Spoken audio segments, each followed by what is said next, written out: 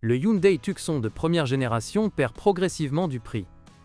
D'une part, cela en fait un achat très rentable, et d'autre part, la voiture se distingue par sa bonne santé technique et sa bonne maintenabilité.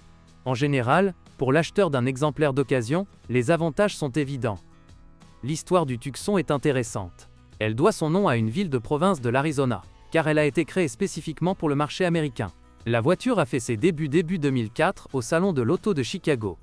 Déjà au printemps, le crossover a fait ses débuts en Europe et un peu plus tard en Ukraine. Tucson a pris racine sur notre marché et est devenu un best-seller grâce à la combinaison optimale de prix et de qualité. À une certaine époque, la voiture était même produite en Ukraine, dans l'usine de Tcherkassy de la société Bogdan. La gamme de moteurs Hyundai Tucson comprenait un 4 cylindres essence de 2,0 litres, 140 chevaux, et un V6 de 2,7 litres, 173 chevaux, ainsi qu'un turbodiesel de 2 litres d'une puissance de 140 et 150 chevaux. Le moteur à essence de 2 litres était associé à une transmission manuelle à 5 vitesses ou à une transmission automatique à 4 vitesses. Le V6 était couplé exclusivement à une transmission automatique.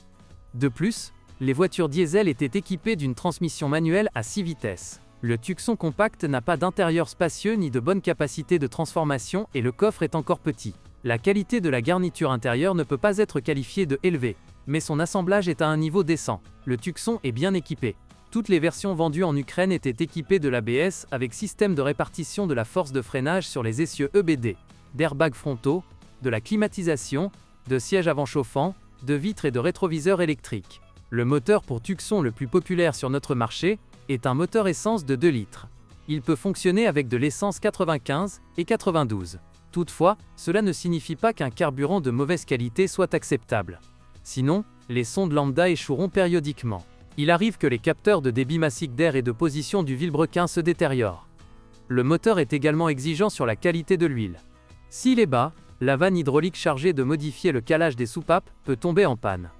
À 4 pattes, le jeu aux soupapes doit être réglé tous les 90 000 km. En règle générale, un réglage en sélectionnant l'épaisseur des rondelles est nécessaire sur les moteurs dont le kilométrage est inférieur à 200 000 km. Sur 80 000 km, la structure métallique de l'ondulation d'échappement s'étend. La pièce d'origine n'est pas bon marché. Dans le moteur V6, des bougies d'allumage en platine ordinaire peuvent être utilisées à la place des bougies standards. Certes, pour remplacer 3 bougies d'allumage sur la rive droite des cylindres, il faut retirer le collecteur d'admission. Si les bougies d'allumage usées ne sont pas remplacées à temps, vous devrez bientôt remplacer le module d'allumage. La courroie de distribution nécessitera également une attention périodique. Elle doit être remplacée strictement après 60 000 km.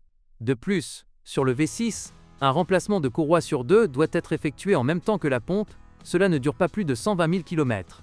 Des modifications diesel sont parfois trouvées sur le marché secondaire. Ils étaient souvent importés d'Europe, où ces versions étaient très populaires. Les bougies de préchauffage doivent être changées dès les premiers signes de panne, sinon le démarreur, qui ne résiste pas aux charges à long terme, tombera bientôt en panne. La pompe à carburant et les injecteurs peuvent facilement parcourir jusqu'à 250 000 km, à condition d'utiliser du carburant diesel de haute qualité. Les transmissions manuelles ne posent pratiquement aucun problème.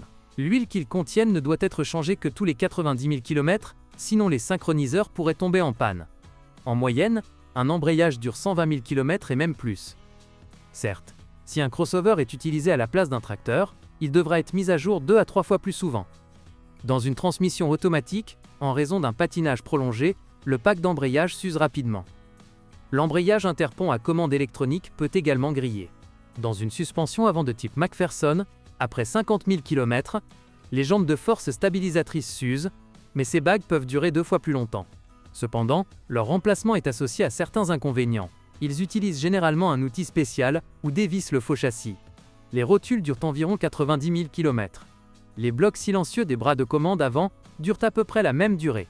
Les amortisseurs durent en moyenne 120 000 km et sont généralement remplacés en même temps que les paliers de jambes de force, qui sont alors complètement usés. Les embouts de biellettes de direction deviennent inutilisables après 100 000 km. Les plaquettes de frein durent en moyenne 30 000 km et les disques durent 3 changements de plaquettes. Les 2 moteurs à essence sont fiables et disposent d'une courroie de distribution qui entraîne le mécanisme de distribution, dont la durée de vie est de 60 000 km. Sur un Tucson d'occasion, mieux vaut le remplacer immédiatement. Les versions diesel ne sont pas à éviter. L'essentiel est le diagnostic. Les transmissions manuelles sont considérées comme sans entretien, mais les mécaniciens conseillent de mettre à jour l'huile après 90 000 km. Un glissement à long terme dans la neige ou hors route dans une transmission automatique, en particulier avec un V6, peut provoquer l'épuisement du pack d'embrayage et la défaillance de l'embrayage à commande électronique. Dans la suspension avant à jambes de force McPherson, d'ici 70 000 km, les jambes de force stabilisatrices et les embouts de biellette de direction devront être changés. D'autres pièces durent plus longtemps. La suspension arrière de conception multibras nécessitera les premiers coups après 120 000 km. Ceci ne s'applique pas aux jambes de force stabilisatrices, dont la durée de vie moyenne est de 80 000 km, ni au roulement, qui ne dure parfois même pas 50 000 km. La carrosserie est bien protégée de la corrosion, mais la peinture est faible. Lors de l'achat d'une voiture, vérifiez si la doublure d'aile avant gauche, derrière laquelle le bloc de montage est installé, est intacte. L'axe de l'engrenage des essuie-glaces se détériore rapidement. Bonjour les amis. Vous cherchez une voiture d'occasion? Vous devez prêter attention au site web carm.pro. Carm.pro est grand catalogue de voitures, moteurs, boîtes de vitesse. Et le meilleur, c'est que vous pouvez trouver des informations sur les pannes de n'importe quelle pièce. Complètement gratuit. Allez sur le site web carm.pro et découvrez tous les éventuels